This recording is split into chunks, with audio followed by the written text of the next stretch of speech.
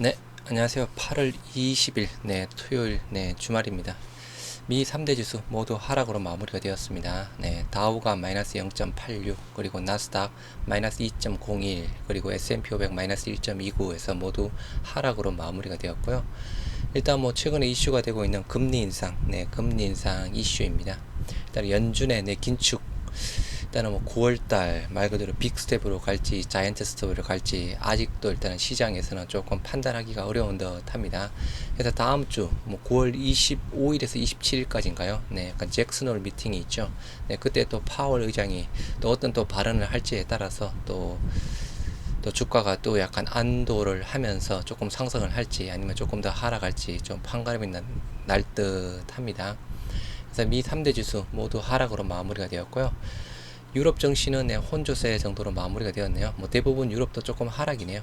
영국만 강보합, 프랑스 마이너스 0.94, 그리고 독일도 마이너스 1.12%대에서 모두 하락 마감했고요.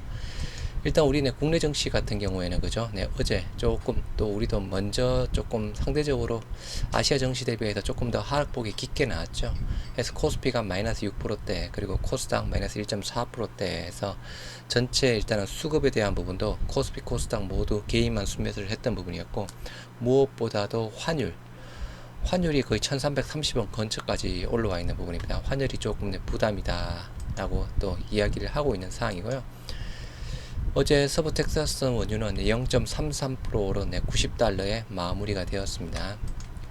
뉴욕 증시 연준 긴축 경계 속에 하락 마감했다라고 하면서 이날 투자자들, 연준 당국자들의 발언, 국채금리 움직임을 주시했다라고 합니다.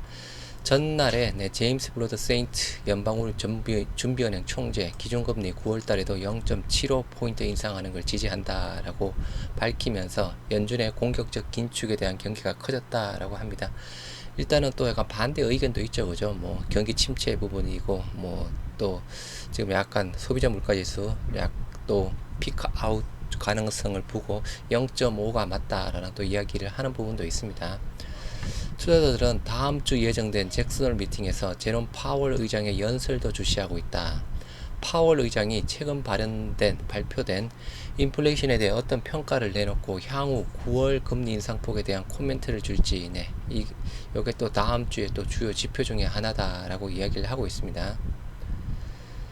뉴욕 증시 전문가들 연준이 인플레이션을 억제하기 위해 당분간 금리를 인상할 것으로 예상했다. 근데 이게 0.5냐 0.75냐 쪽에 대한 부분이죠. 일단 시카고 상품거래소 패드워치에 따르면 연방기금 금리 선물 시장에서 연준이 9월 회의에서 금리를 0.5포인트 인상할 가능성은 마감 시점에 57.5에서 59%로 소폭 하락했다. 0.5포인트를 인상할 가능성, 마감 시점에 57.5로 57.5, 기존의 59에서 57.5로 소폭 하락했다라고 하네요.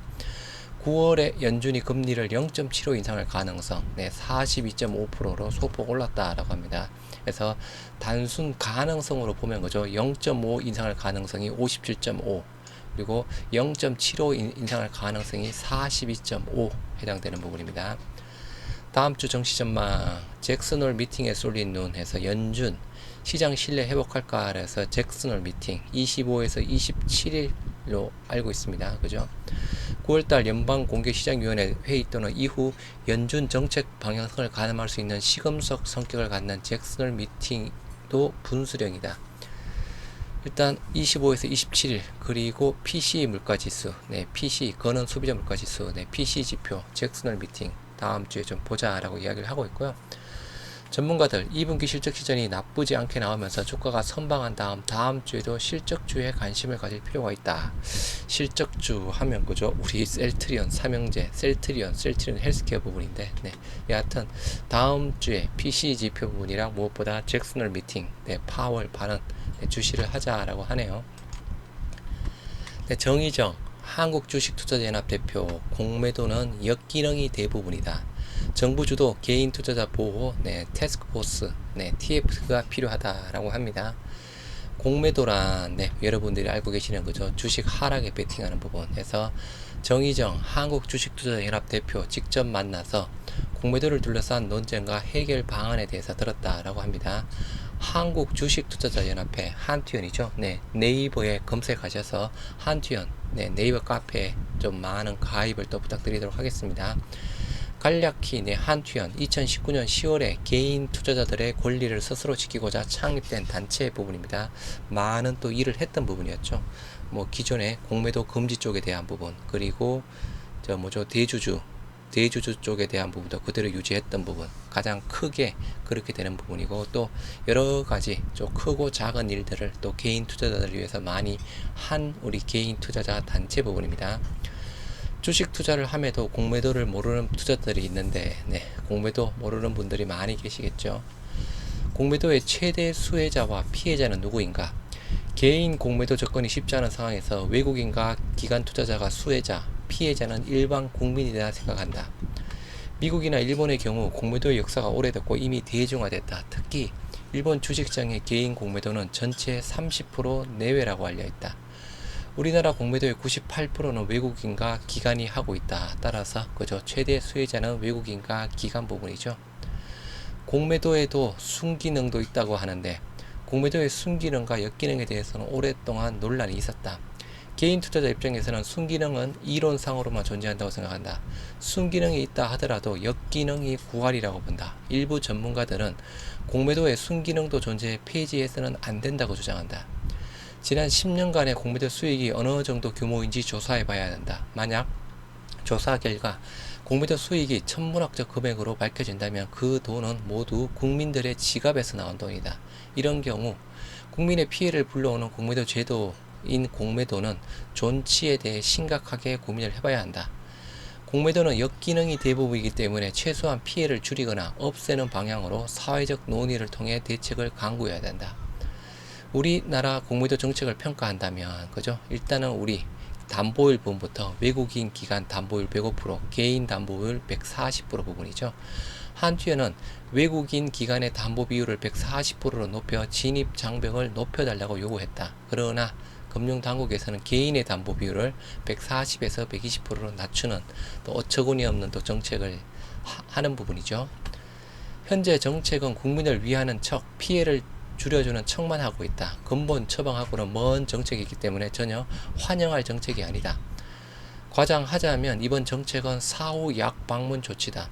국민 피해가 발생한 후에 단속과 처벌을 한다 하더라도 과태료나 벌금은 국민들이 받는 것이 아니고 국고로 환수된다. 피해자는 변상도 받지 못한다. 이는 국민 피해를 방치하는 것과 크게 다르지 않다. 네, 문제가 많이 있는 부분입니다. 특히 한국거래소가 국민 피해를 키우고 있다. 한국거래소는 민간업체로 주주가 정권사들이다. 금융투자업계가 주주다 보니 그쪽 편을 들 수밖에 없는 구조적인 문제가 있다.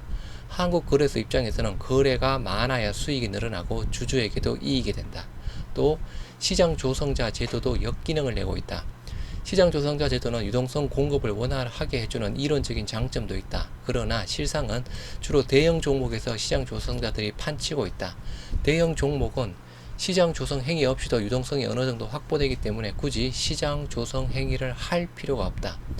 그럼에도 현재 소형 종목보다는 대형 종목에서 시장 조성 행위를 많이 하고 있다.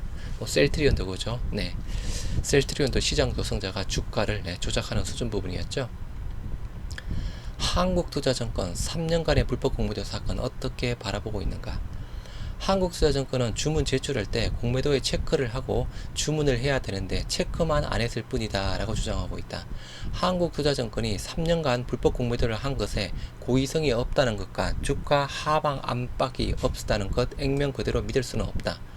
한국투자증권이 하는 주장이 사실일지 아닐지는 모르겠다. 다만 공매도에는 업팅 룰이 있다. 공매도 체크를 하지 않고 주문했다면 업팅 룰을 어기고 주문했을 가능성도 있다고 보고 있다. 만약 룰을 어기고 주문했다면 주가를 끌어내리는 역할을 했을 것이라 생각한다. 그렇죠? 충분히 가능성이 있는 추측이죠. 또 3년 3개월 동안의 공매도가 실수였다면 해당 기간 동안 모르고 지나간 것은 내부 시스템에 문제가 있는 것이다. 직원 징계도 마찬가지다. 직원의 실수 때문에 회사가 8억 원의 과태료를 냈다면 중징계를 내려야 한다. 실수한 직원에 대해 어떤 징계를 내렸는지는 모르겠지만 만약 경징계를 내렸다면 조직적인 개입이 있었을 확률이 높다고 생각한다. 한투연의 앞으로의 계획, 지금 당장의 한투현의 과제는 공매도 개혁과 주식 양도세 2년 유예다. 공매도 개혁을 위해 금융위원회와 금감원, 한국투자증권 앞에서 집회를 할 예정이다. 공매도 개혁 등은 하루 이틀 목소리를 내서 해결될 일은 아니다. 잘못된 것도 고쳐야 하고 새로운 정책도 제안을 해야 된다. 현재 한투현 5만 명의 회원이 가입되어 있다. 앞으로 50만 회원이 된다면 정치인들도 신경을 쓸 수밖에 없을 것이라 생각한다. 아직 소규모이기 때문에 조직도 더 커지고 인력도 충분히 발전시켜 나가고 싶다. 해서 지금 현재 그죠, 회원이 5만 명 밖에 안 되는 부분입니다. 해서 지금 영상 보시는 분들 네이버에서요 한투현 검색하시면 바로 한투현 바로 들어가실 수 있습니다. 해서 네이버 카페 그냥 네이버 아이디로 바로 가입하는 게 쉽기 때문에 네이버 카페, 한투현의 네이버 카페 많은 가입을 좀 부탁드리도록 하겠습니다.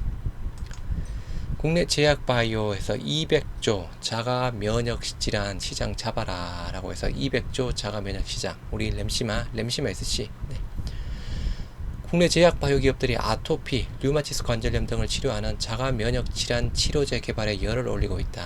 자가면역질환은 여전히 미충족 의료 수요가 높은 분야로 시장 유망성이 높기 때문이다. 대웅제약부터 LG화학 그리고 한올바이오파마, HK이노엔 부분도 이야기를 하고 있는 상황입니다. 그 중에서도 현재까지 국내 기업 중 자가면역질환 치료를 선보인 기업으로는 셀트리온이 있다. 셀트리온이 개발한 램시마는 미국 얀센이 개발한 자가면역질환 치료제 레미케이드의 바이오 시밀러다. 이 회사는 레미케이드를 정맥주사 형태의 램시마 IV로 처음 바이오 시밀러화한 데 이어 피아 주사로 바이오 베타했다. 유럽에서는 바이오 베타, 미국에서는 신약 이제 곧 내년쯤에 나오겠죠. 자가면역질환 치료는 미충족 수요가 높은 분야로 관련 치료제 개발을 향한 국내외 기업들의 열기는 앞으로도 지속될 전망이다. 글로벌 조사 기관에 따르면 자가면역질환 치료제 시장이 하나로 약 200조까지 성장할 것으로 내다봤다.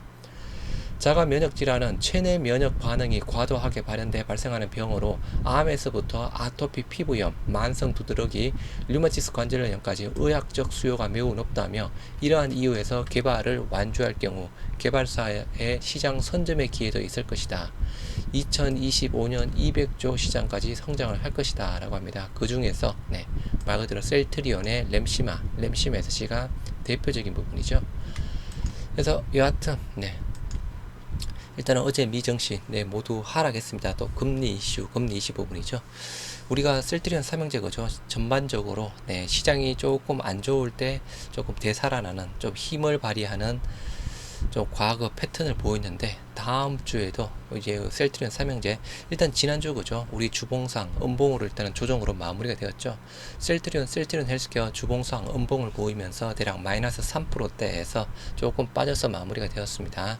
한 주 또 조정을 보였으니까 이제 다음 주에는 다시 좀 주봉상 양봉을 보이면서 다시 한번 좋은 모습을 보여줬으면 좋겠네요.